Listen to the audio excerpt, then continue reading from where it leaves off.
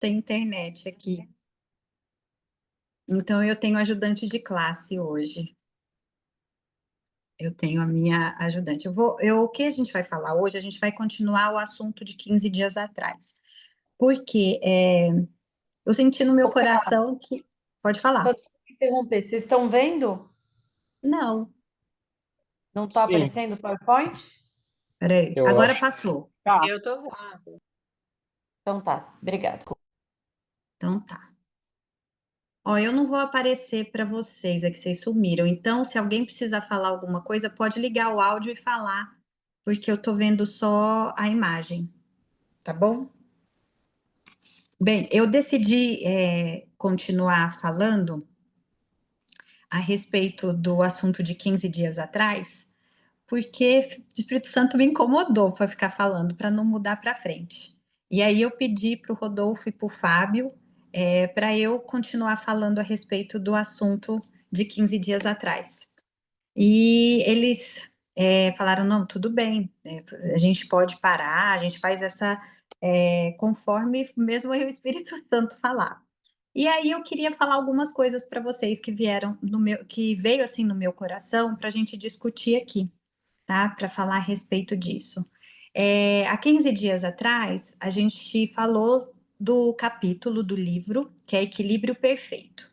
E está falando justamente entre o peso da lei e da graça na salvação, não da graça na salvação, mas assim, como que a importância disso, né? Da lei e da graça na Bíblia, não para a salvação, mas a importância disso na Bíblia.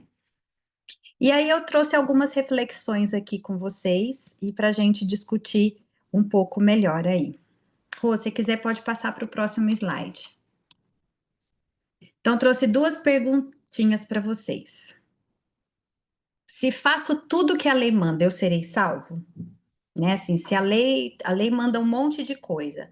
Se eu fizer tudo que a lei manda, eu vou ser salvo? Será que eu vou ser salvo? Aí a outra pergunta: e se não faço nada da lei, mas acredito em Jesus, serei salvo? Aí tem essas perguntas aqui para pensar, né? O que vocês acham? Alguém acha alguma coisa?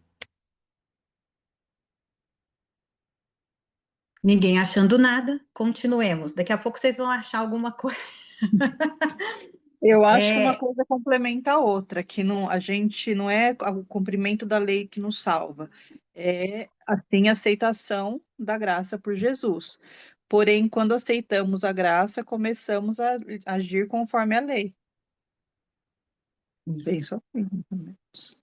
E é bem interessante isso que você falou, porque assim, é aí que tá, acho que o X que eu queria falar para vocês hoje. É um assunto simples. Na Bíblia, isso é um assunto bem simples. E é interessante isso porque o pastor que falou com a gente há 15 dias atrás começou falando isso. Olha, isso aqui é um assunto muito simples. É um assunto muito claro na Bíblia, porque é muito claro na Bíblia, se a gente for entender. Mas o problema é que quando a gente sai da Bíblia, isso me incomoda bastante, é por isso que eu trouxe isso para falar para vocês, que quando a gente sai da Bíblia, quando a gente começa a tanto sair da Bíblia, quando não tendo uma comunhão, a gente aumenta muito as chances de erro, de como isso é falado. Então, assim, a gente é salvo pela graça, a Bíblia é muito clara nisso, a gente é salvo pela graça. Né? Então, assim, não é a lei, eu seguindo a lei, eu fazendo tudo certinho, que vai me garantir a salvação. Só tem um jeito da gente ser salvo, que é pela graça. É algo que a gente é dado para a gente, é ofertado de graça. E a Bíblia é muito clara sobre isso. Mas toda vez, isso que me incomoda, que alguém tenta explicar isso, toda vez que alguém tenta explicar isso, começa a ter a interpretação disso acima do que a Bíblia fala.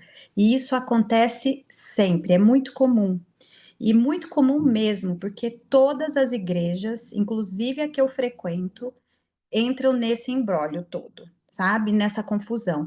Então a Bíblia é muito simples, mas o ser humano não consegue entender esse tal de graça e de lei, e aí começam a ter interpretações, começa a ter muito sair das palavras da Bíblia, dá uma interpretação do que a Bíblia está dizendo e a coisa desanda.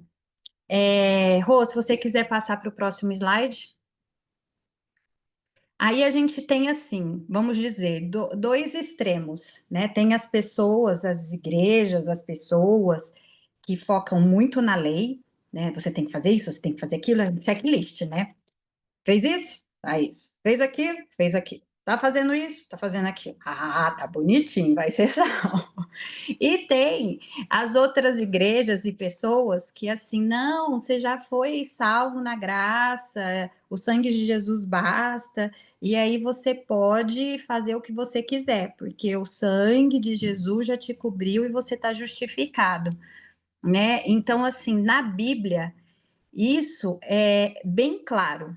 Um não anula o outro, e é por isso que o tema é equilíbrio perfeito. Há um equilíbrio perfeito. Só que toda vez que a gente começa a tentar explicar isso demais, acabam vindo as interpretações variadas. E sabe o que isso me incomoda? Até mesmo na minha igreja. A gente sabe de cor e salteado a questão da que a gente é salvo na graça. Mas a minha igreja tem uma tendência, não ela inteira, tem pessoas que não, mas vamos dizer assim, né? Estou falando de uma forma geral, às vezes de focar na lei, na prática. Vamos dizer assim, entende conceitualmente uma coisa, mas às vezes foca ali na prática, na lei, né? No olhar na lei. Tá seguindo a lei, tá observando a lei, tá não sei o que da lei. E às vezes, mesmo tendo o discurso da graça, de que é só a graça que salva, na prática incorpora como se a lei fosse superior e a lei que vai estar te salvando. Já vi também outras religiões que, por exemplo, esquecem da lei, né? A lei, ixi, lei não serve para nada, não, serve para colocar um pezinho na mesa, né? Então, assim, não tem lei, é tudo pela graça de Jesus. E tem religiões que nem pesam mais, falam que a lei foi abolida, né? Que aí já é mais grave ainda, porque não está nem apoiado biblicamente.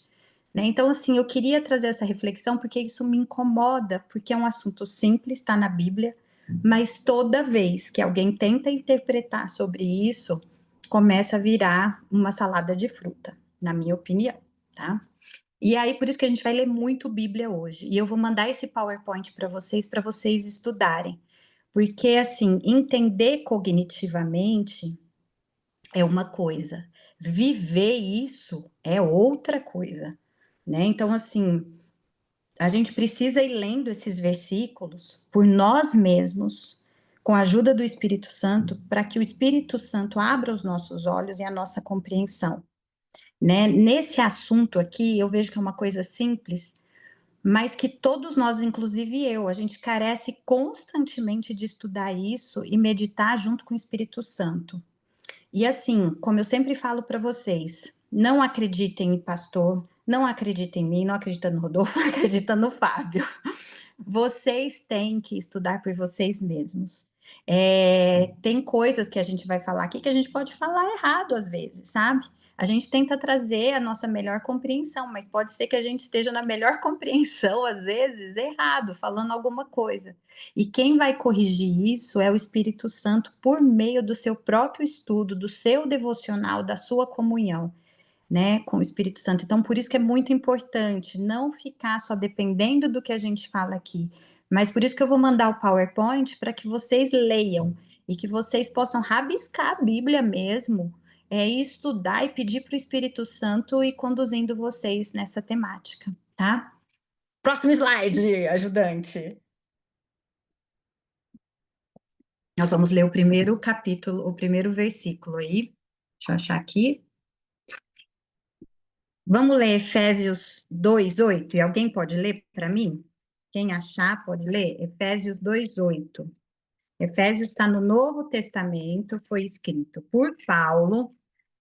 Então, depois que passa lá o Evangelho, tem Atos, tem Romanos, aí anda um pouquinho mais, um pouquinho mais.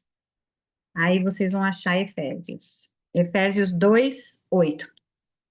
Quem pode ler? Posso ler. Então, lê. Pois pela graça de Deus, vocês são salvos por meio da fé. Isso não vem de vocês, mas é um presente dado por Deus.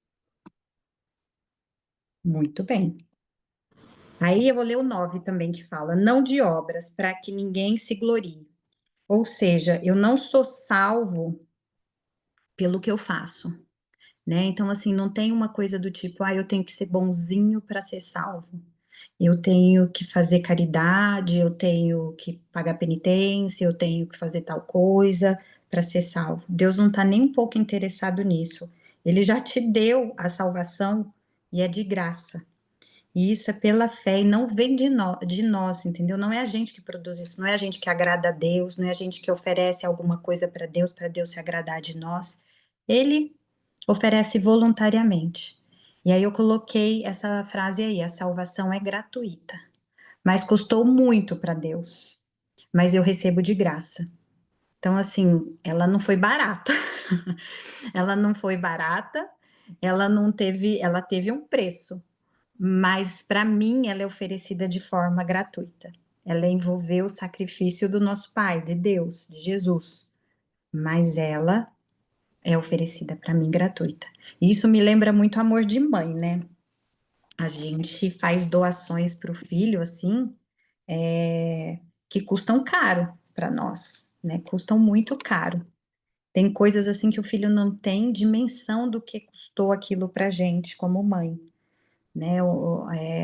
Tem vários tipos de custos. Não estou falando, obviamente, de custo financeiro, mas o quanto às vezes a gente se sacrifica e não chegou nem aos pés desse sacrifício, mas se fosse possível, a gente sacrificaria qualquer parte do nosso corpo, o nosso corpo inteiro, por um filho, né? A gente daria tudo por um filho. E, e a gente faria isso de forma gratuita, não pedindo nada em troca, né? Custou caro para nós, mas a gente faz isso com amor absurdo, com uma doação absurda, porque a gente faz isso em prol do amor. Isso me lembra, né, um pouquinho disso. E a gente nunca vai chegar para o filho, a não ser que a gente for muito louca, aí a gente precisa de terapia. Falar para o filho: olha o que eu fiz por você. Aí é aquelas mães que já estão precisando de terapia, né? Que aí já está precisando de procurar uma ajuda. Então, o que que acontece, né? Nesse processo de salvação, é como se Deus. Eu vou até pegar aqui um exemplo muito, muito, muito, muito humilde. Esse aqui somos nós, né? Esse aqui somos nós. Então, Deus vem e cobre a gente com a justiça. Jesus vem e cobre. Aqui nós estamos cheios de pecado, cheios de transgressões, cheios de coisas. Aí Jesus vem e cobre a gente com a justiça dele, né? Ele cobre, ele põe todo um manto de justiça em cima de nós. Quando Deus olha para mim, ele não me vê mais assim, mas ele vê a justiça de Jesus em mim. Então ele me vê justo, ele me vê justificado.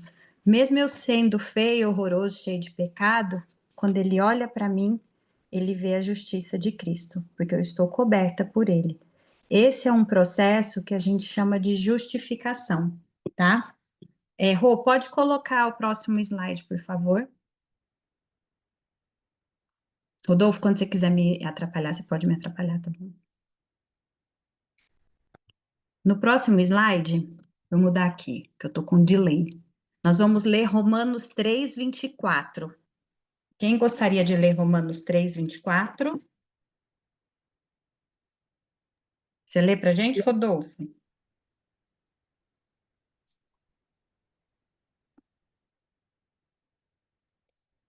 Só um minutinho, Karine, eu estava em outra passagem aqui. Tá. Romanos 3, 24.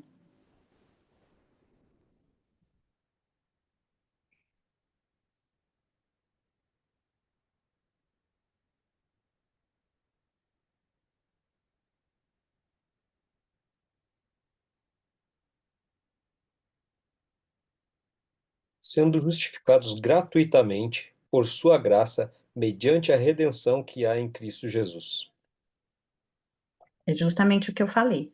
E se vocês lerem Romanos, Efésios, Paulo fala isso para a galera toda de várias formas diferentes. Então, se vocês lerem qualquer livro de Paulo, eu estou escolhendo aqui alguns textos, mas se vocês lerem Romanos 5, Romanos 3, se vocês forem para Efésios, vocês vão ver Gálatas também, todos os textos de Paulo, em geral, vão falar disso, porque ele toca bastante nessa questão, tá? Que a gente tem a tendência de ou pender para um lado ou pender para o outro. E o que Paulo está querendo dizer é justamente chegar nessa compreensão mais apurada entre essas duas questões da lei e da graça. Então, nós somos justificados, ou seja, considerados justos, gratuitamente, tá? Deus nos coloca isso, Ele que nos coloca justos. A gente não é justo, mas Jesus coloca um manto de justiça sobre nós, e quando Deus olha para nós, Ele vê a justiça de Cristo. Então, isso é feito pela redenção de Cristo Jesus lá na cruz. O que Ele pagou, tá pago. Né? Então, assim, já está feito, a salvação é nossa. Então, se perguntarem hoje, você está salvo? Você está salvo, você só precisa aceitar essa salvação, né? E aí tem essa primeira fase da justificação que eu vou falar agora, né? Que é um ato imediato. É quando nós abrimos o nosso coração e aceitamos esse sacrifício, né? Então, assim, a primeira fase que eu tenho dessa justificação, de quando eu aceito esse sacrifício, é quando eu falo assim: nossa, que lindo que ele fez por mim. E eu entendo esse sacrifício, entendo o que significa Jesus, eu conheço mais desse amor e eu fico rendida por esse amor, né? Então, assim, pode passar o próximo slide, Rô.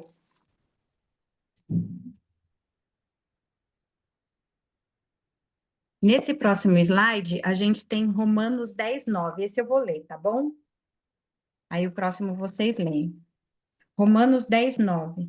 Se com tua boca confessares Jesus como Senhor e em teu coração creres que Deus o ressuscitou dentre os mortos, serás salvo. Então, esse é o primeiro processo, né? De quando a gente conhece esse amor, quando a gente vai entendendo e a gente abre o nosso coração.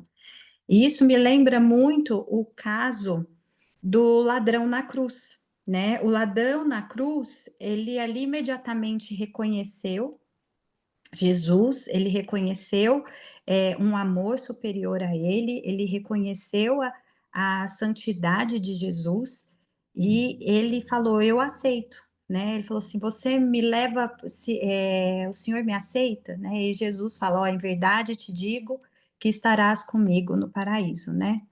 Então, essa primeira fase de quando a gente aceita Jesus é bem a primeira fase do ladrão na cruz, quando a gente fala, eu aceito, né? Quando a gente se rende ali. Então, essa primeira fase, Jesus tira a gente da lama do pecado, da lama que a gente está enfiado, da lama da confusão, da desconexão com Ele. Ele pega a gente e tira a gente da lama.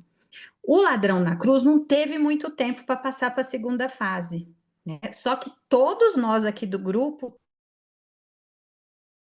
a primeira fase é eu aceito, né? Eu aceito essa libertação, o que foi pago por mim. Então Jesus nessa hora fala: você aceita? Então ele te tira da lama. Ele te tira do buraco que você se enfiou, dos pecados, de todas as coisas ali, ele tira. E aí vai para a segunda fase. Rô, pode mudar. Na segunda fase desse processo é o que a gente chama de santificação. No primeiro ato, ele me tira da lama. No segundo ato, ele tira a lama de mim. Ele vai limpar, ele vai me limpar. Então, assim, quando eu aceito Jesus, ok, ele me tirou da lama. Mas o ladrão da cruz não teve muito tempo, ele já, papum, morreu. Mas nós, os que estamos vivos, os que podemos passar um pouquinho de fase, a gente já começa imediatamente um processo de santificação, que Deus começa a tirar a lama que existe em mim, né? Ele precisa de tirar todas as coisas que me separam dele, a sujeira que está em mim. Eu tenho sujeira e todo mundo tem sujeira. Porque a gente já leu aqui na Bíblia, em outros versículos, que fala que não há um justo sequer. O pecado é uma condição que a gente já nasceu, não é algo que a gente faz, é algo que a gente nasceu. E ele começa a me limpar. E é isso que é importante lembrar, é ele que me limpa, né? Porque toda vez que eu tento fazer isso por mim mesma, vai dar ruim. Porque eu não consigo, às vezes, nem reconhecer a lama que está no meu rosto. Eu preciso que uma pessoa de fora consiga tirar essa lama que às vezes eu não vejo onde está, né? Então aqui tem um texto. Quando Deus encontra o ser humano na lama, ele encontra um ser humano caído, perdido, sujo, com vontades carnais, egoístas e que ama seus próprios caminhos. O homem e Deus têm pontos totalmente diferentes. Só que aí, na hora que você sai da lama, você começa esse processo de limpeza. E esse processo de limpeza na Bíblia é chamado de nascer de novo. Quem aqui já nasceu de novo? Vamos verificar. Isso me lembra muito a história de Nicodemos. Vocês já viram a história de Nicodemos? Tarefinha de casa para a gente estudar. Rô, pode passar o próximo slide.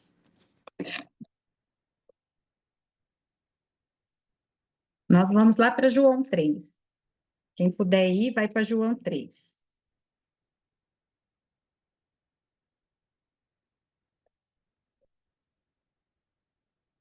Então, aí em João 3.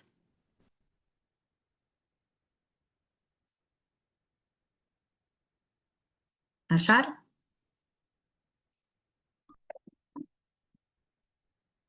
Então, Nicodemos era um fariseu.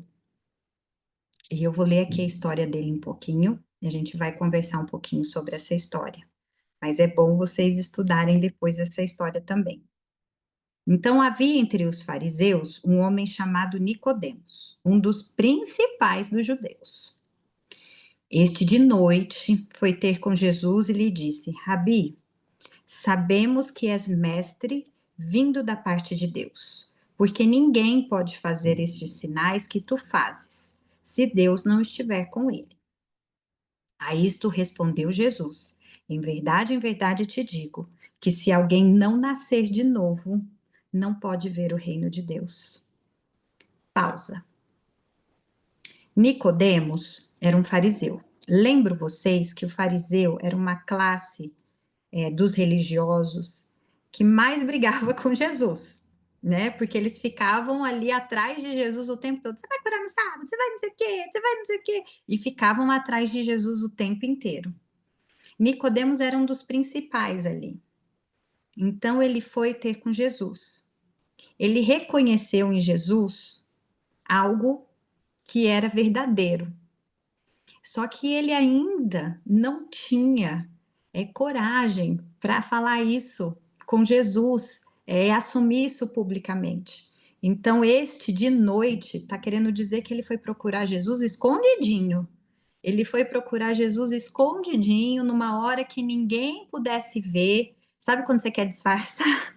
Ele foi disfarçadamente procurar Jesus para ninguém ver, né? Então, assim, ele estava convencido, mas não queria mostrar para ninguém, né? Não queria dar bandeira ali, né? Não queria dar bandeira, não queria entrar em evidência.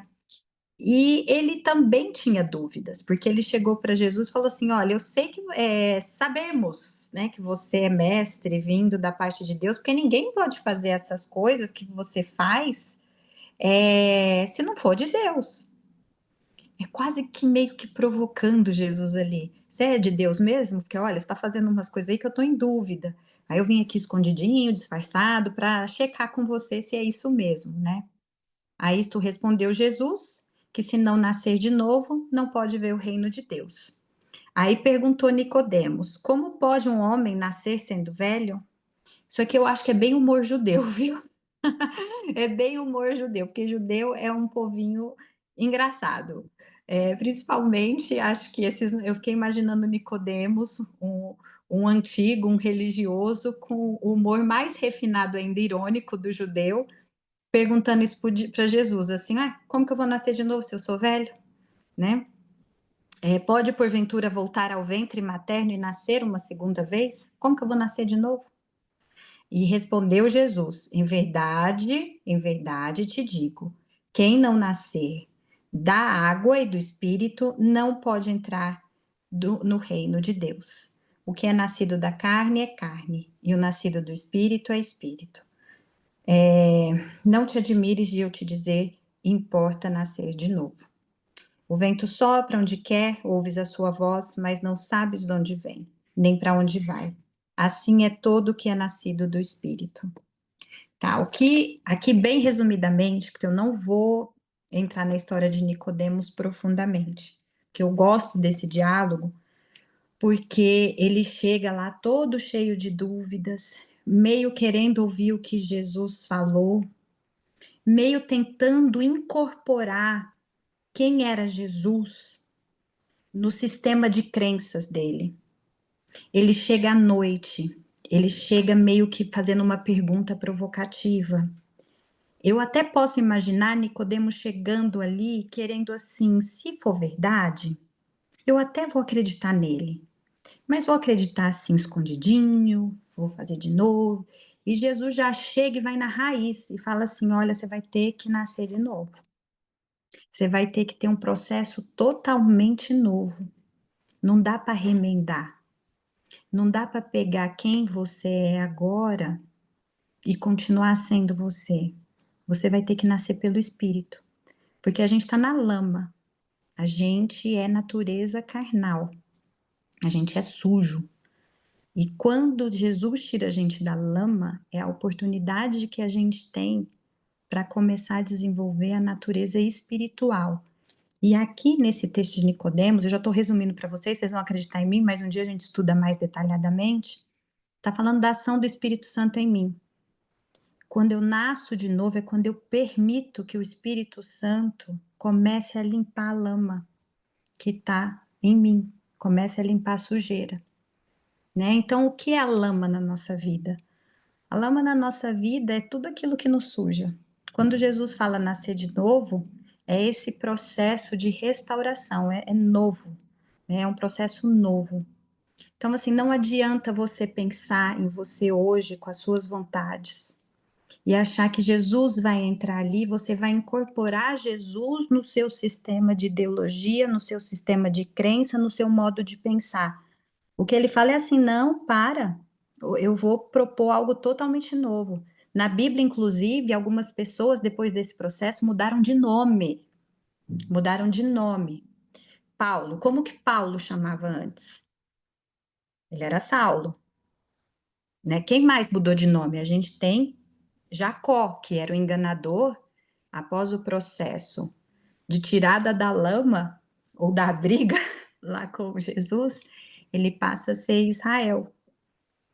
A gente também nesse processo é mudado e é um processo que vai sendo feito pelo Espírito Santo em nós. E aqui eu pus um texto.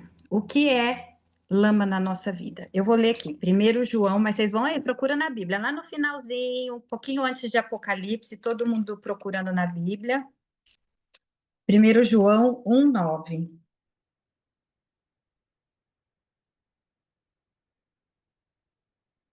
1 João 1:9. Eu vou ler. Se confessarmos os nossos pecados, ele é fiel e justo para nos perdoar os pecados e nos purificar de toda injustiça. Então, quem limpa a gente é Jesus. Então, quando a gente pede para ele limpar, ele limpa.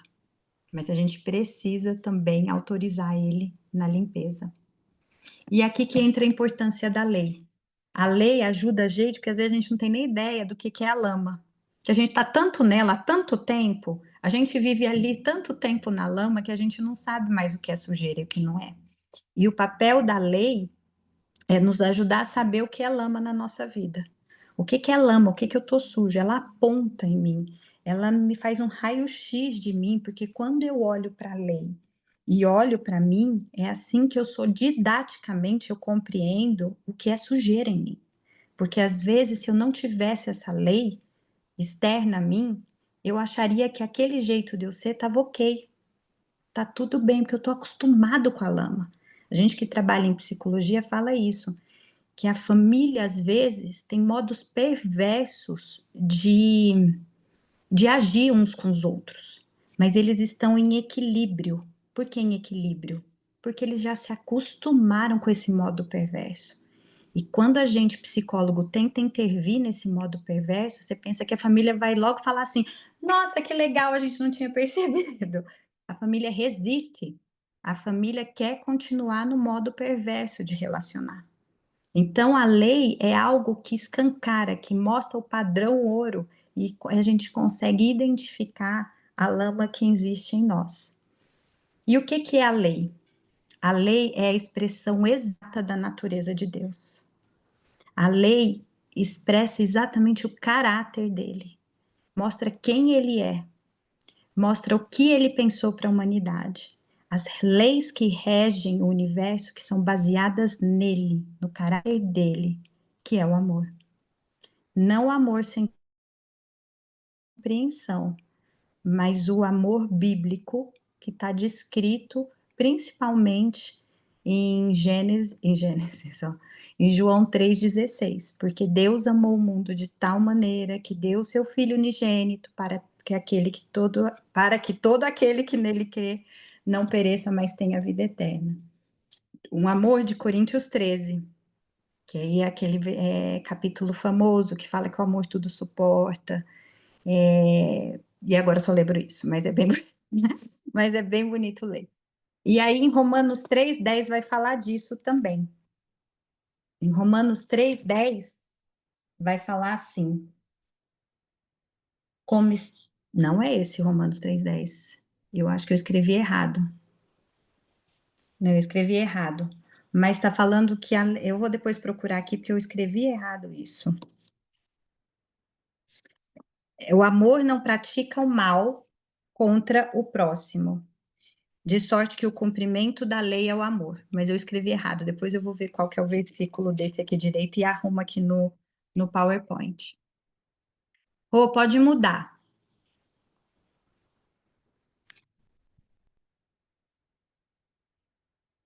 E aí eu vou parar, eu vou ler esse aqui, aí se vocês quiserem fazer algum comentário a gente continua, mas a gente já está quase no finalzinho.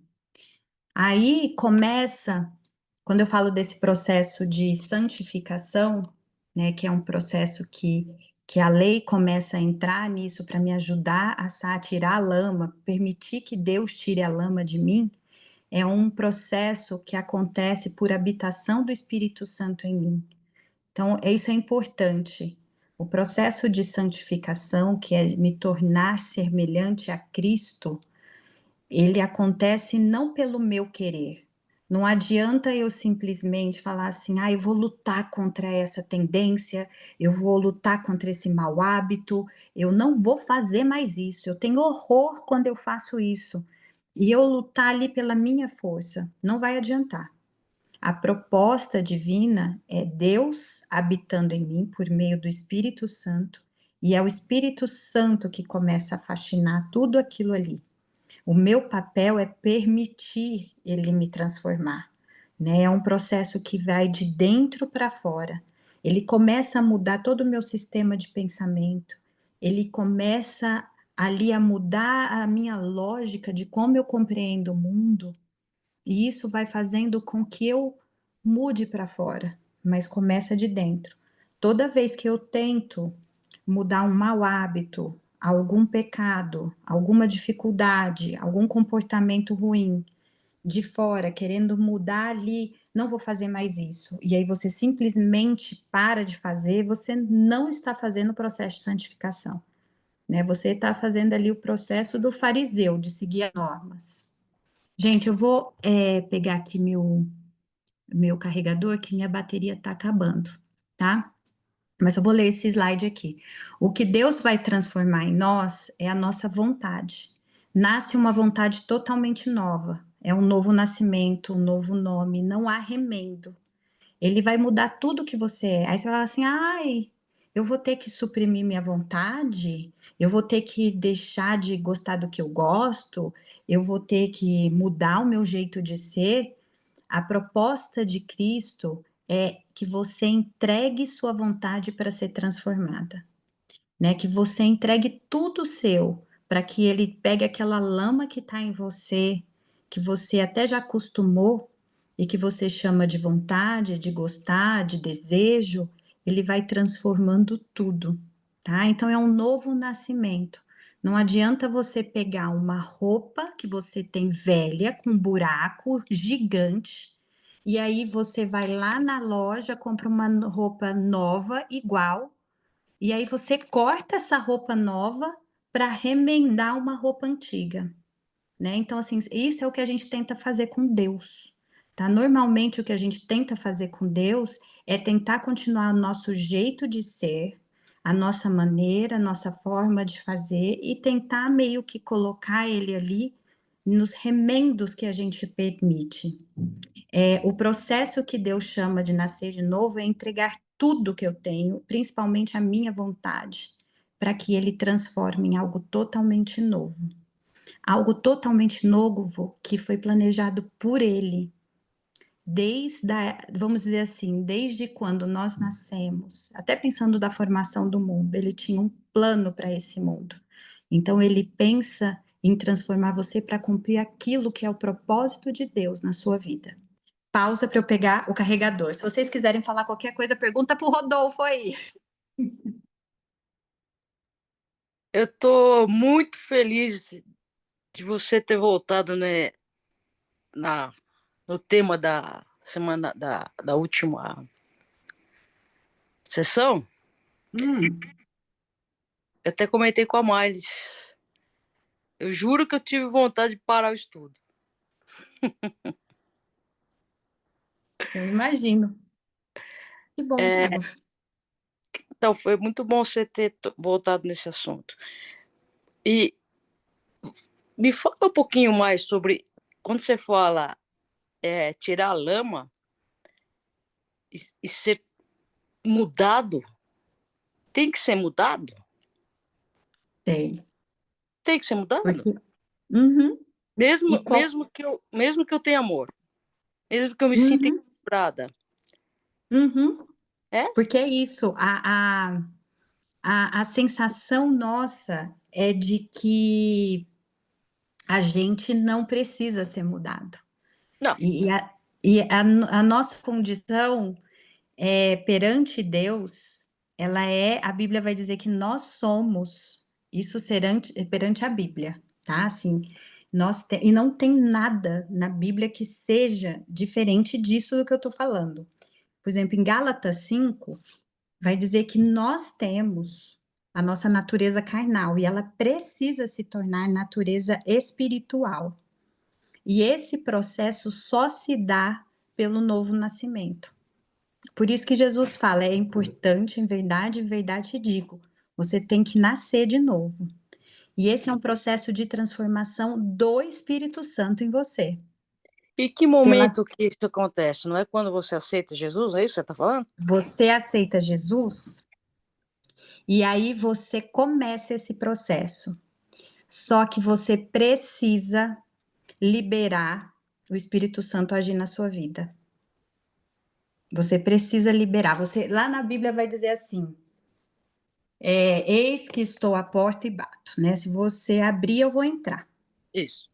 Então, quando você permite que ele entre na sua vida, ele começa a fascinar.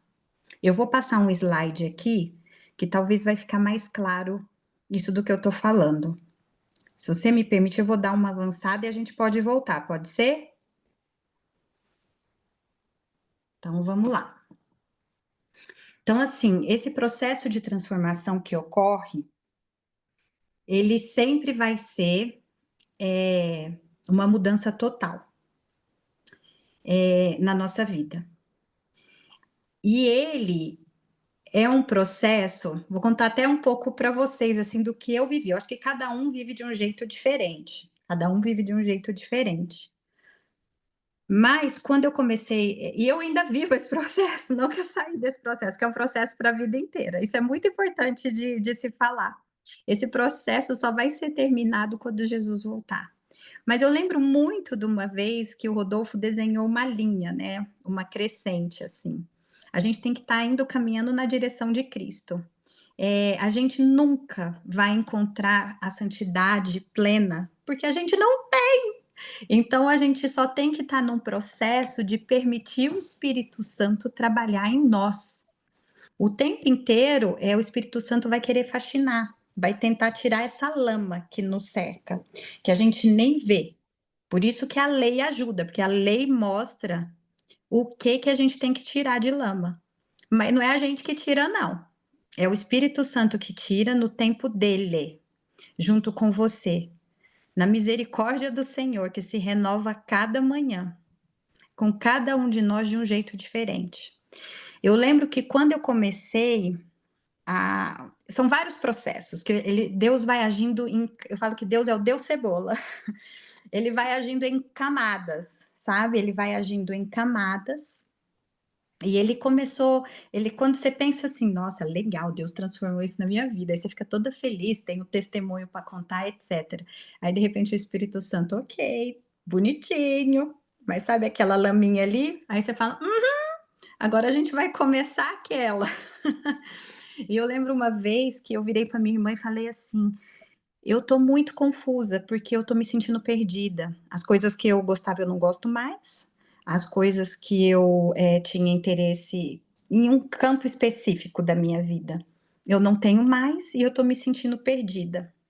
E aí a minha irmã falou assim: eu já passei por isso, é normal. Continua se apegando ao Espírito Santo, vai estudando, vai pedindo para Deus discernimento, que isso vai passar. Minha irmã já tá, e por isso a importância da gente andar em grupo, sabe? Isso ajuda muito. Então, a minha irmã, a gente que tem essa caminhada muito próxima, e eu lembro que ela me falou isso, eu falei, então tá bom.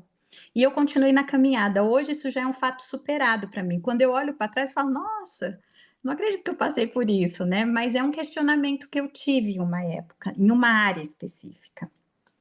Tá? Então, assim, você não tem que suprimir suas vontades, porque na verdade o que vai ser colocado em você é uma vontade nova. É algo totalmente novo, conforme o propósito de Deus desenhado para você. Deus, ao criar o ser humano, ele tinha um propósito dele em mente. E a vontade dele, o plano dele é perfeito, é imaculado. Ele tinha um propósito para a vida de cada um. O que ele vai tentar resgatar nesse processo é o propósito dele na nossa vida. E eu digo para vocês, até hoje, assim, na minha caminhada, e olha que eu sou uma caminhante muito iniciante, mas é impressionante quando a gente entrega para Deus. Dá medo, dá muito medo, porque ele vai faxinando tudo. E você vai tendo ali uma transformação.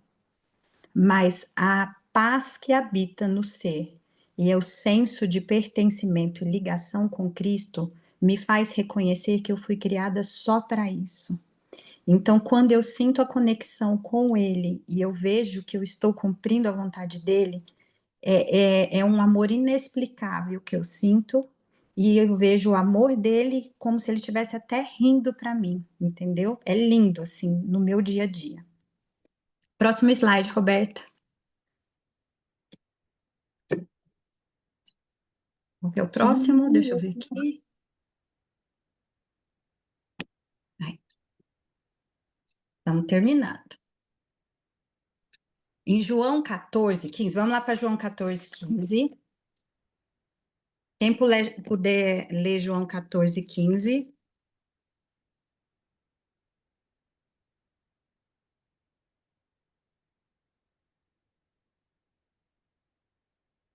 Alguém pode ler João 14:15? Eu posso ler. Então, leia. Peraí que eu tô achando aqui. Fique à vontade, tome o seu tempo. João 14:15. Se Uhum, me amardes, guardarei dos meus mandamentos. isso. Aproveita e lê o 21 ao 23. Aquele que tem os meus mandamentos e os guarda, esse é o que me ama. E aquele que me ama será amado de meu Pai, e eu o amarei e me manifestarei a ele. Perguntou-lhe Judas, não Iscariotes: o que houve, Senhor, que te hás de manifestar a nós e não ao mundo? Respondeu-lhe Jesus: se alguém me amar, guardará minha palavra, e meu Pai o amará, e viveremos a ele e faremos nele morada. Quem não me ama, não guarda as minhas palavras. Ora, a palavra que estáis ouvindo não é minha, mas do Pai que me enviou. Obrigada. Isso que é importante, assim, que eu queria frisar com vocês. Amar e guardar os mandamentos estão dentro da mesma coisa, né? Não existe para Jesus, e aqui é Jesus mesmo que está falando, e assim, eu peguei Jesus mesmo falando, mas tem milhões de outros versículos na Bíblia que falam disso, que o amor está relacionado a guardar os mandamentos. Mas isso que é importante a gente sempre frisar. Guardar os mandamentos é uma consequência. É uma consequência. Eu primeiro me aproximo de Jesus, e aí, a partir desse relacionamento que eu tenho com Ele, de amor, as coisas vão mudando no nosso relacionamento. Eu me parecer, o obedecer aqui não é simplesmente cumprir o mandamento. O obedecer aqui tem a ver com confiança, com relacionamento desenvolvido. Esse obedecer só vem quando eu entendo verdadeiramente o que é Deus na minha vida, que eu sou criatura, criado por Ele. Ele tem um propósito especial para mim e Ele sabe como me fazer feliz e ser completo. E quando eu me entrego voluntariamente para que Ele comece esse processo, naturalmente brota a obediência no sentido de que ela é fruto da confiança que eu tenho no meu Criador e do propósito que Ele tem para a minha vida. É um processo de entrega, de confiança. Então, amar a Deus implica relacionamento. Eu não tenho como amar se eu não tiver alguém para amar. E aí a gente tem as fases do relacionamento com Deus que eu queria trazer aqui para vocês. Eu peguei essas fases do relacionamento com Deus de um pouco de Efésios 4, 22, 24, e um pastor que eu gosto muito, que falou sobre isso, o Espírito Santo me entregou de bandeja, assim, e eu achei muito interessante, porque fala justamente o que a gente ia falar aqui, e nada é por acaso, porque, assim, é impressionante, quando ele botou isso no meu coração, ele foi entregando os materiais, assim, de bandeja com os textos, porque eu falei, isso está me incomodando e eu preciso falar disso. A primeira fase do meu relacionamento com Deus, assim, quando a gente começa um relacionamento, qualquer relacionamento que a gente tem amoroso, a gente tem as fases, né? Tem as fases de relacionamento. Quando a gente não se conhece bem, depois a gente vai conhecendo, e aí no final a gente já sabe mais da pessoa do que a pessoa mesmo, quase, né? Então a primeira fase, Rô, qual coisa que a gente tá? Pode passar o slide.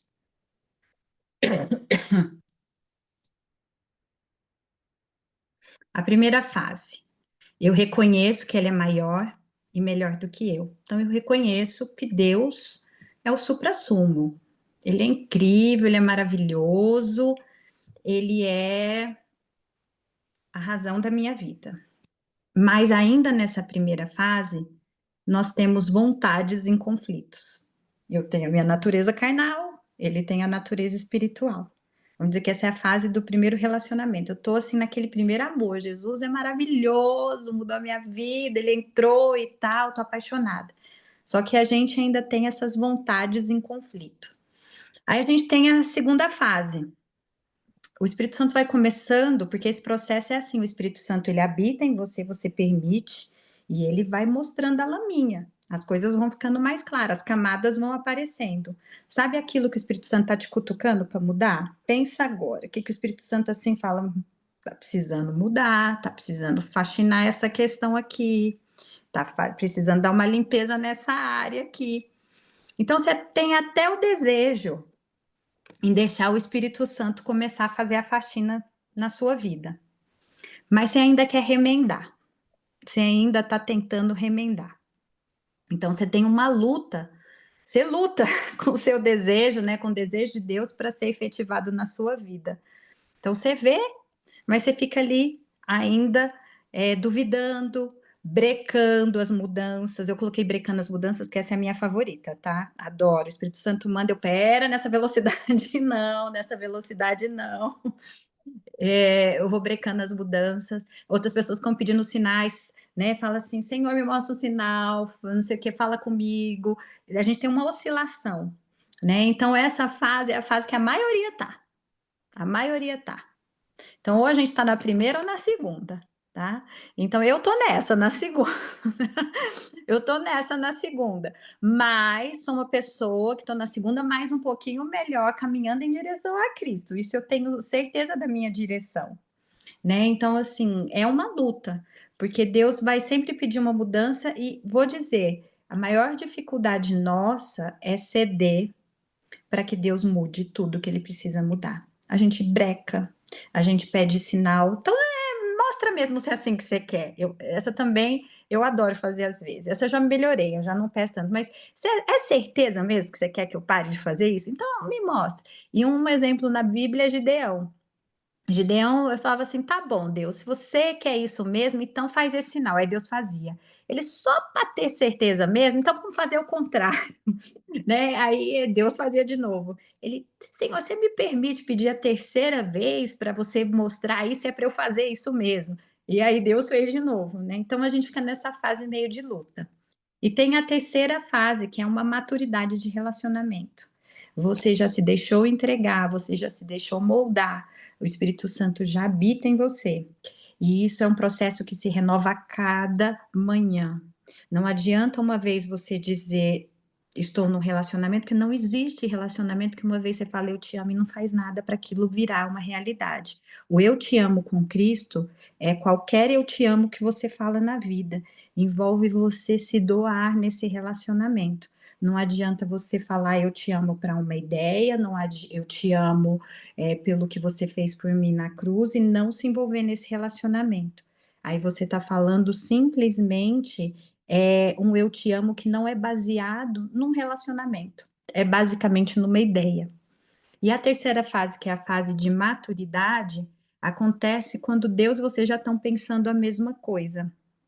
Então você não tem nem dúvida se aquilo que está falando com você é Deus ou Espírito Santo, que você já caminha tanto com ele, igual é meu marido, às vezes ele vai fazer uma coisa, eu já entrego ele. Como você sabia que eu queria isso?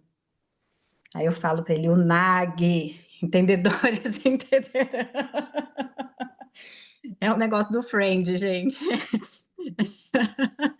Mas assim, eu já convivo com ele há tanto tempo que eu já sei mais ou menos algumas coisas, eu sei como ele pensa. E tem coisas que eu falo assim: "Ah, nem vou perguntar isso pro Thiago, ele vai dizer não", né. Então, assim, você se relaciona tanto com a pessoa que você e ela já estão, relacionadas. E aí a gente tem alguns exemplos, né, na Bíblia.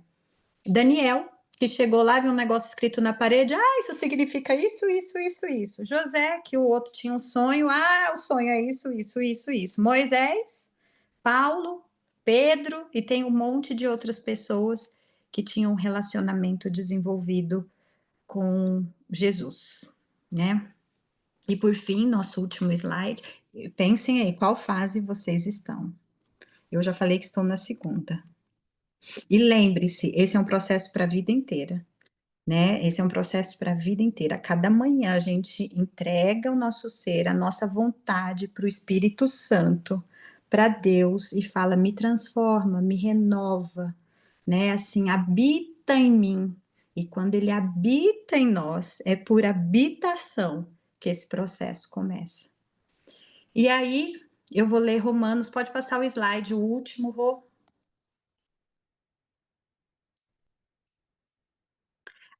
Romanos 3:31.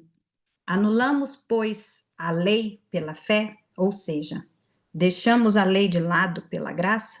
Não, de maneira nenhuma. Antes confirmamos a lei, né? Quando a gente entende as duas questões, a lei e a fé, elas não são dicotômicas, elas não estão em extremos opostos. Essa é a nossa interpretação. A Bíblia vai colocar que elas se confirmam, elas andam juntas, pela operação do Espírito Santo, e todo esse processo acontece pela habitação do Espírito Santo em nós. É um processo. A gente começa pequenininho e a gente vai crescendo dia a dia, mas é Jesus em nós. Pronto, falei. Perguntas para o Rodolfo. Sempre assim. Perguntas, comentários agora podem ser feitos. Eu quero falar. Fábio. Eu fiquei um pouco confusa de você falar que está na segunda fase, se eu estou me sentindo na terceira. Que bom, amiga, eu fico muito feliz. Não, porque assim, eu posso dizer que eu passei por uma fase de transformação e eu sinto muito, muito, muito, muito eu até ia te perguntar, né? Tudo que você falou ali quando a gente fala que Deus conversa com a gente, que Jesus se comunica com a gente e que você enxerga, que você vê a cada manhã. Me disseram assim que quando a gente acorda às 3 da manhã é que Deus quer falar com a gente. E eu tenho acordado muitas vezes esse horário. E eu abro a palavra e, cara, a resposta vem. Ela vem. Ela vem na palavra, ela vem em situações.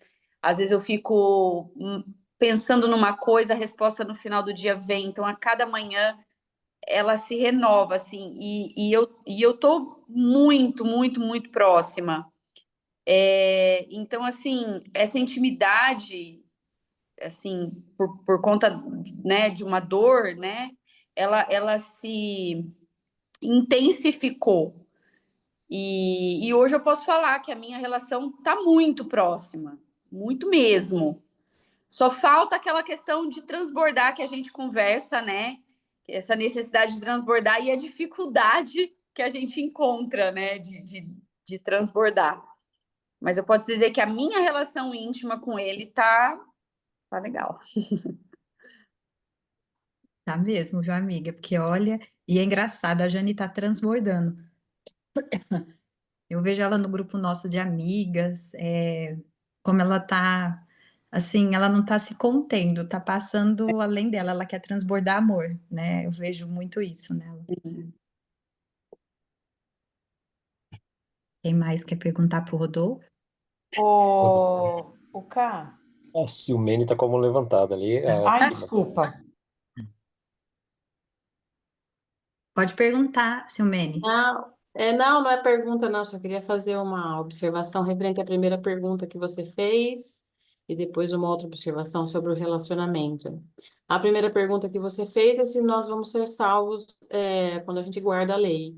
A lei, na verdade, a gente consegue dividir ela em duas leis, né? Amar a Deus sobre todas as coisas e ao próximo como a nós mesmos, ao nosso semelhante, na verdade. Eu uso essa expressão porque não é o nosso próximo, é o nosso semelhante. Aí, uma vez eu fiz uma dinâmica na igreja e o pessoal ficou meio assim, né? Eu perguntei, o pessoal ficou meio assim, né? Mas amar a Deus é fácil, né? Porque é fácil. Amar o nosso semelhante não é fácil. Porque o nosso semelhante não é o meu pai, não é minha mãe, não é meu irmão, não é meu marido, não é aquele vizinho que eu gosto, não é aquela pessoa que me faz bem. O meu semelhante é aquela pessoa que me faz mal. Meu semelhante é aquela pessoa que me trata mal. O meu semelhante é aquela pessoa que pisa no meu calo, que quer ver eu na lama. E o certo seria nós amarmos essa pessoa. Então, nas nossas orações, o que a gente deve fazer? A gente deve pedir para Deus ajudar a gente a não ter raiva dessas pessoas. Ajudar a gente a se relacionar com essas pessoas de outra maneira, que eles vejam em nós a mudança. Porque assim a gente vai conseguir amar o nosso semelhante. E referente ao relacionamento, eu costumo, desde sempre, comparar o relacionamento com uma planta. O relacionamento tem que ser regado todos os dias.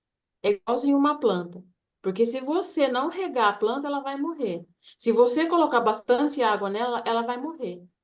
Tem que ser uma coisa dosada, em que os dois se dê bem. Com Deus é a mesma coisa. O nosso relacionamento com Deus, a gente não consegue ver Deus, a gente não escuta a voz de Deus, mas a gente sente a presença dele, a gente sente o Espírito Santo.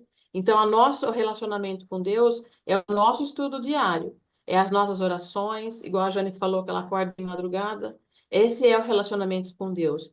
Eu não acordo de madrugada, eu não vou ser salvo. Não é nada disso, gente. Tem vezes que eu durmo a noite inteira e acordo só de manhã também, entendeu? Mas tem gente que acorda quando eu acordo. Exatamente. Quando eu acordo de madrugada, eu vou fazer oração. Quando eu não acordo, não vou ficar. Hoje eu não acordei. Não, não é assim. Então, esse relacionamento com Deus é isso. O relacionamento com Deus é isso. É a gente cultivar igualzinho cultiva uma plantinha. Porque se a gente não fizer isso, não vai adiantar nada. É isso. Por isso que eu Eu tô só na queria fazer fase essa 2. pergunta. Eu não acordo de madrugada, por isso que eu tô na fase 2. Não, mas eu acordo... Gente, calma, calma, que eu acordo de vez em Tem quando. Eu deito dia 9 e também que meia, eu 10 horas, acordo e falo assim, não, deixa acordo só de manhã. só mais um pouquinho. O que foi, Jane? Não, é que às vezes eu acordo e eu falo assim, não, deixa eu dormir só mais um pouquinho, vai, deixa. É. Então, Aham. assim, eu falo, já já a gente se encontra. Rô, você queria perguntar alguma coisa, né? Não, cara, que nem, por exemplo, lá no começo, né, que você estava falando sobre as ações. Isso é uma coisa que eu tenho um problema sério com isso. Eu me cobro demais em relação a isso, né? Eu sinto que eu tenho um relacionamento hoje muito bacana. Mas eu me cobro como se fosse assim. A gente sempre fala, né, da comparação do amor do pai com o amor que a gente tem pelos filhos, né?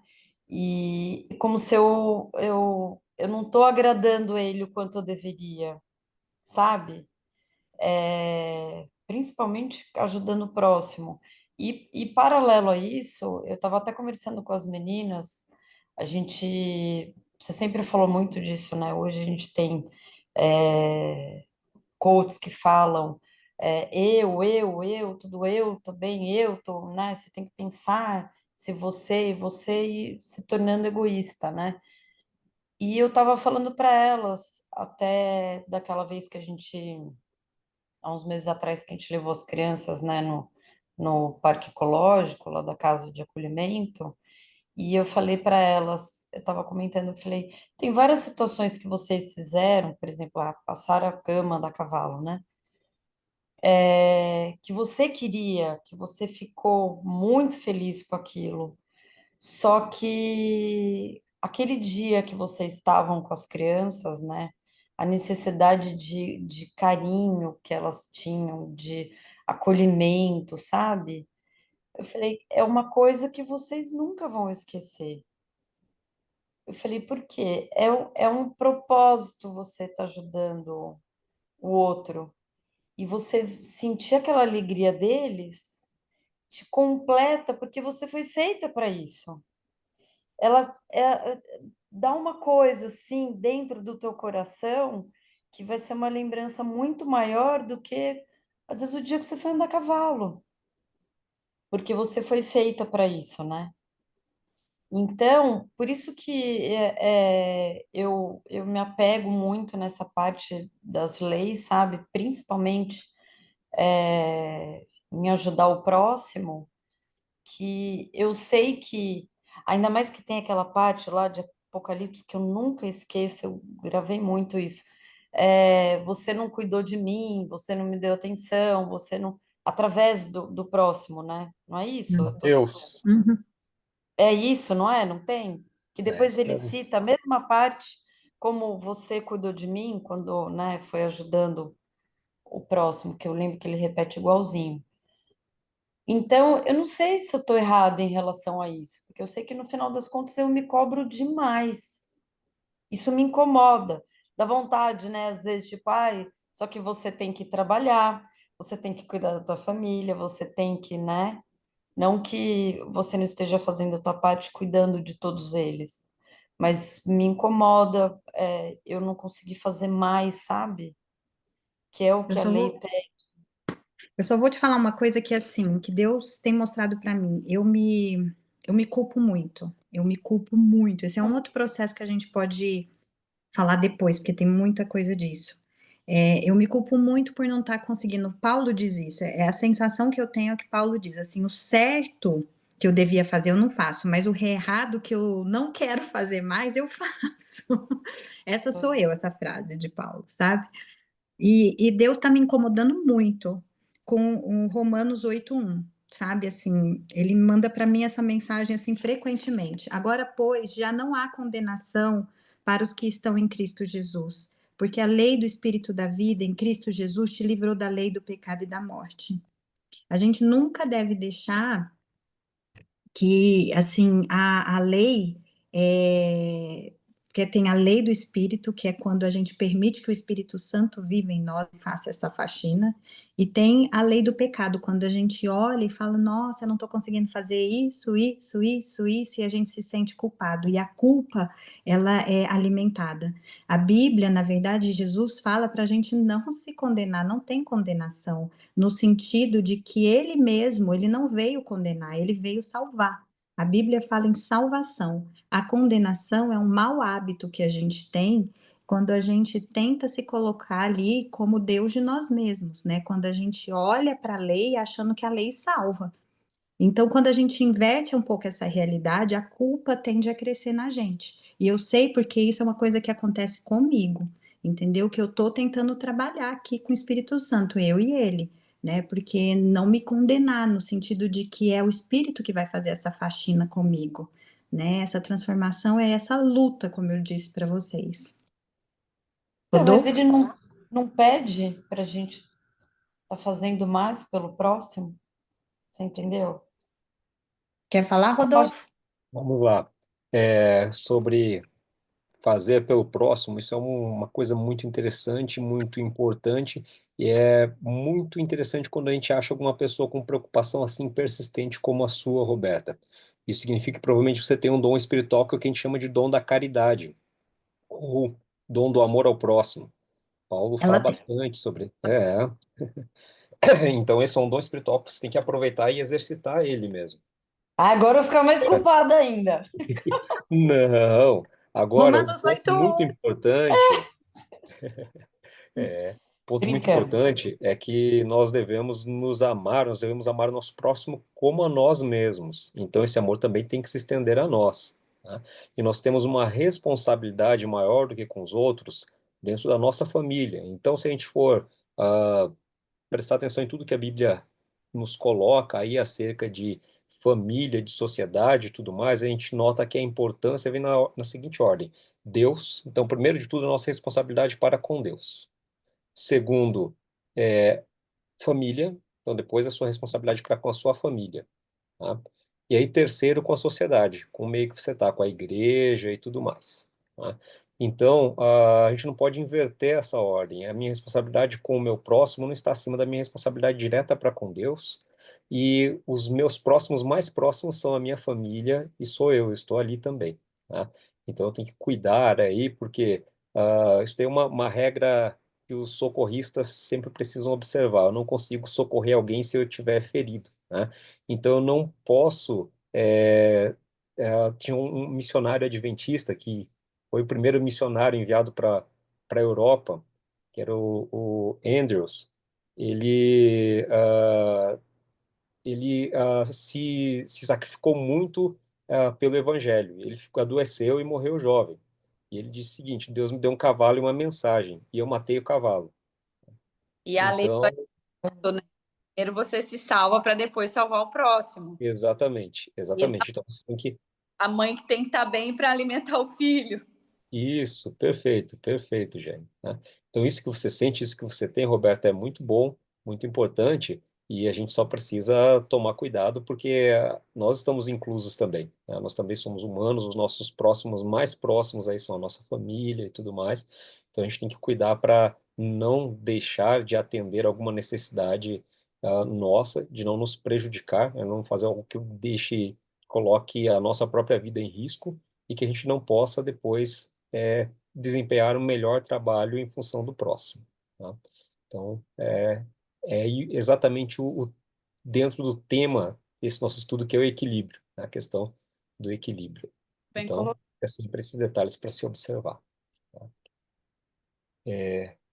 Devolvendo a palavra, aí, quem quiser fazer mais alguma pergunta.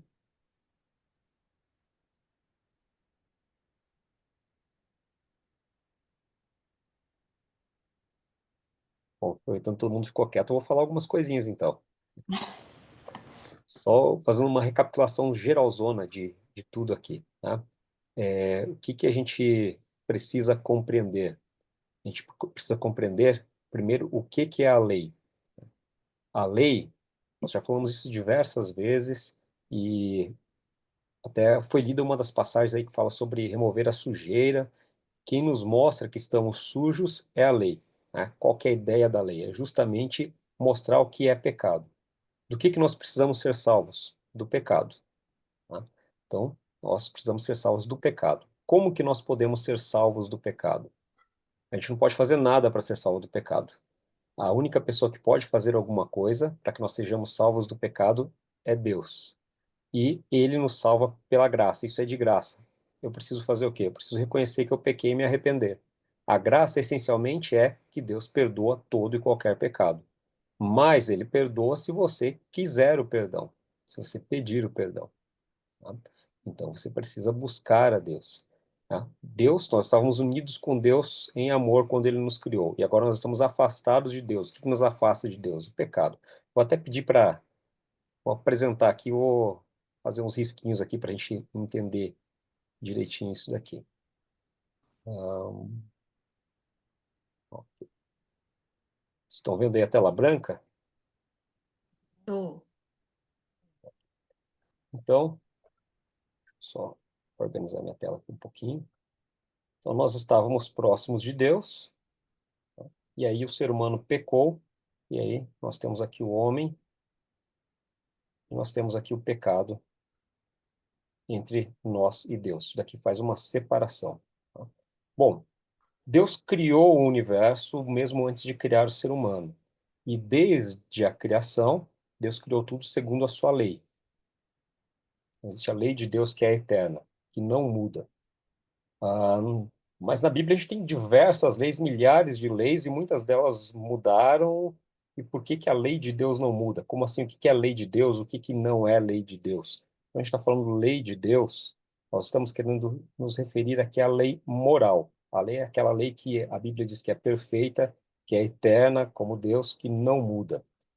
Ah, mas a gente tem, por outro lado, na Bíblia, outras leis que não fazem sentido, porque que não fazem sentido serem aplicadas a nós hoje, por exemplo, porque eram leis para um contexto, eram leis mesmo que tenham sido estabelecidas por Deus, que eram leis civis para uma nação. Israel vivia uma teocracia. Deus colocava as leis civis para aquela nação. Tá? E Deus mesmo mudou essas leis de acordo com o que o povo ia passando. Essas leis mudavam. Nós temos leis religiosas que são cerimoniais, que faziam sentido até o sacrifício de Jesus, e depois perderam o sentido. Mas nós temos a lei moral, que é aquela que diz o que é bom e o que é mal, tá? Que é resumida aí nos 10 mandamentos, e a gente pode resumir melhor ainda como a Silmene colocou, conforme Jesus disse. Tá? Ame a Deus e o seu próximo, ame a Deus acima de todas as coisas, o seu próximo como a ti mesmo. Tá? Quando o jovem rico encontrou lá com Jesus e teve esse diálogo com Jesus. Então nós temos aí o amor, a lei é a lei do amor. E ela serve para quê? Ela nos mostra aqui o que é pecado, o que está nos separando de Deus. Então se a gente transgride essa lei, nós estamos em pecado. Bom, aí vem o amor de Deus. Tá? O amor de Deus, então, ele quer nos salvar do pecado. Nós precisamos ser salvos do quê? Do pecado. Se não fosse o pecado, nós não precisaríamos ser salvos. E aí, Deus vem e vai nos fornecer a salvação. Tá? Então, nós queremos a salvação. Mas para que nós sejamos salvos, o que que acontece? O salário do pecado é a morte. Então, a gente precisava morrer. Tá? E essa morte seria uma morte eterna. Mas aí veio o plano da salvação e veio Jesus. Então vem o sacrifício de Jesus. O sacrifício de Jesus estendeu a graça a todos nós. Então nós aqui, pela graça, conforme a Bíblia diz, pela graça, mediante a fé em Jesus, nós somos salvos. Então nós temos agora os nossos pecados perdoados e aí nós chegamos na salvação. E aí, sendo salvos, nós estamos de novo conectados com Deus. Tá? Agora, olha só essa cadeia aqui. O que que acontece? Quando Jesus veio e morreu, esse ponto é importantíssimo. Ele veio para justificar o pecador, para nos salvar. Não é para justificar o pecado. Tá? Para justificar o pecador e não o pecado. Então, não é que ele morreu, agora o que era pecado não é mais pecado. Se, quando ele morreu, a lei foi extinguida, seria o caso, o pecado não é mais pecado, né? Então, se acaba a lei, não existe mais pecado. Se não existe mais pecado, por que eu vou ter que aceitar Jesus agora? porque Jesus só veio para nos salvar do pecado, para nos religar com Deus. Então não faria mais sentido o sacrifício de Jesus, tá? E não fazendo sentido o sacrifício de Jesus, não existe a graça. E por que salvação, se não tem o pecado, para que eu seja salvo do pecado? Então isso aqui desmorona toda essa cadeia, tá?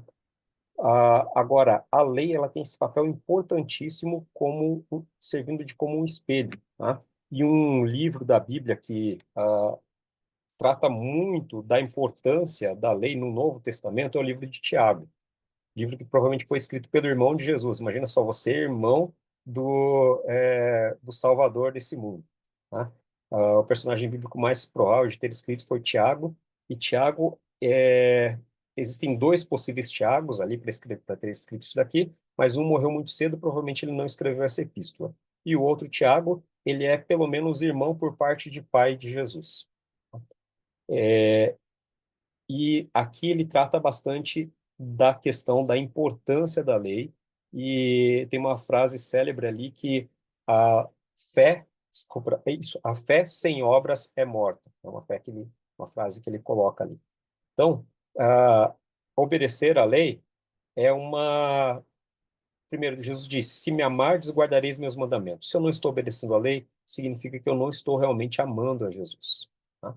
Agora, eu estou no mundo pecaminoso, eu posso pecar, mas pecando e acreditando que a lei é de Deus, eu venho, peço perdão para Jesus e peço perdão em nome de Jesus que morreu por nós, e aí nós temos a graça e esse nosso pecado é perdoado, tá? E aí o Espírito Santo vem e começa a agir em você e dizer para você: não faça mais isso. E você vai se chegando cada vez mais próximo de Deus. Mas de repente você comete de novo um pecado, você começa a gostar de agir daquele jeito, você vai se afastando cada vez mais de Deus. E você começa a pensar que a sua vontade para você é melhor do que a vontade de Deus. Daí você volta lá para a primeira fase, lá que a Karine colocou ali, tá? Mas não importa quão distante você está, se você pegar e apontar para o caminho de Deus de novo, começar a andar novamente na direção de Deus, mesmo ainda cometendo coisas erradas, mas já com o Espírito Santo trabalhando de novo, significa que você aceitou a graça, naquele momento você está salvo. Toda vez, não importa quão próximo que você está de Deus, se você começar a rejeitar a graça, ou seja, pecar e não se arrepender, você está no caminho da perdição, tá? Então, isso aqui é um diagramazinho aí que ilustra isso.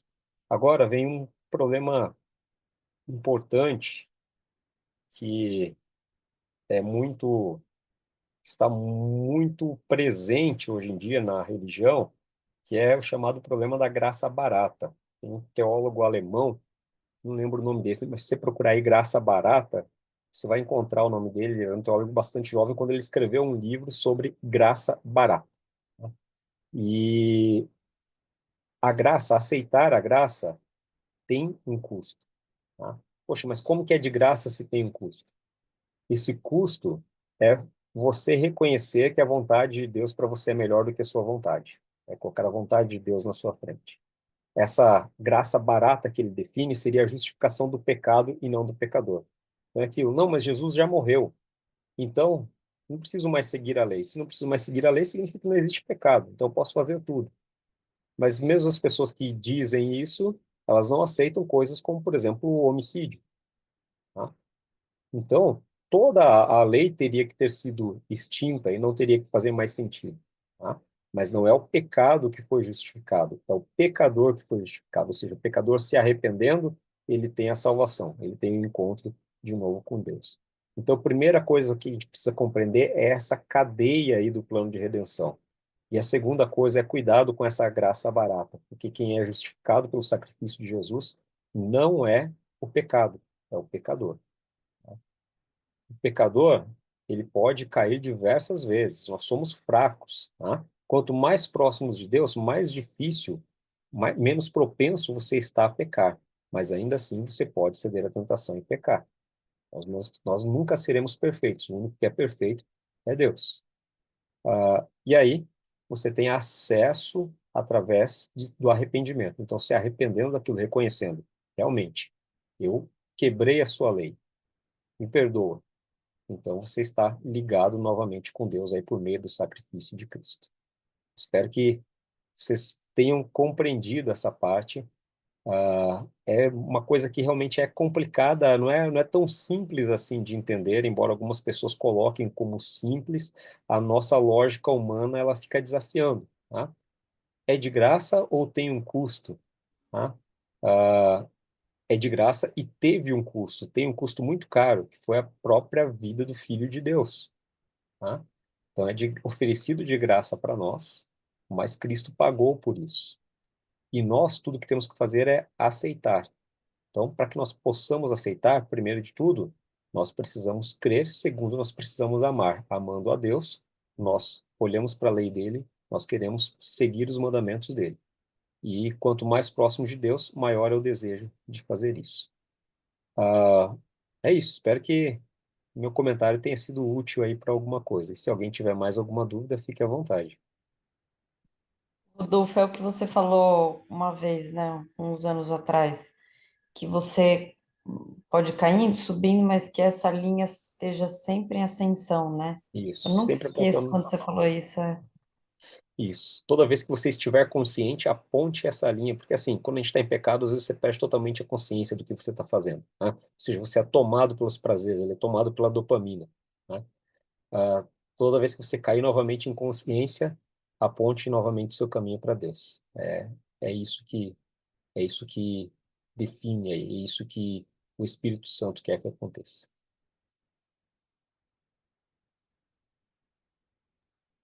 Rodolfo, você quer fazer uma oração aí pra gente? Posso fazer? Vamos Pra... orar, então? Se alguém Podemos. tiver mais dúvidas, comentários também pode pôr no grupo e também individual. E a gente também pode discutir mais também no próximo encontro. Que esse é um assunto que merece um tempinho mais de discussão. Assim, as Pode discussões orar. sobre esses assuntos duram para sempre. Elas não terminam, não, porque a nossa lógica é diferente da lógica divina, né? Quanto mais próximos de Deus, mais a gente vai aceitando as coisas. A nossa grande dificuldade é essa, é aceitar algo que é de graça. Então vamos orar. Querido Deus, muito obrigado pelo sacrifício do seu Filho que nos trouxe a graça da salvação. Ajude-nos, Senhor, a amá-lo cada vez mais, de forma que possamos olhar para a sua lei, reconhecermos os nossos pecados, as nossas falhas e nos arrependemos, pois só assim o sacrifício de Cristo terá valor em nossa vida. Abençoe cada um de nós, abençoe também nossos familiares e ajude-nos, Senhor, a levarmos o seu amor aos nossos próximos. Em nome de Jesus. Amém. Muito Muito obrigada, obrigada. pessoal. Foi muito legal, cara. Paz. Muito Muito obrigada. bom, gente. Muito obrigada. Obrigada. Muito Boa obrigada a noite. vocês. Obrigada, Karine. Fofo, foi fantástico. Obrigada. Fantástico. Ai, que bom. Deus abençoe vocês, viu? Amém. Amém. Nossa. Boa noite. Obrigada. Boa Boa noite. Boa noite. Boa noite, pessoal. Até o próximo. Tchau, obrigada. Tchau.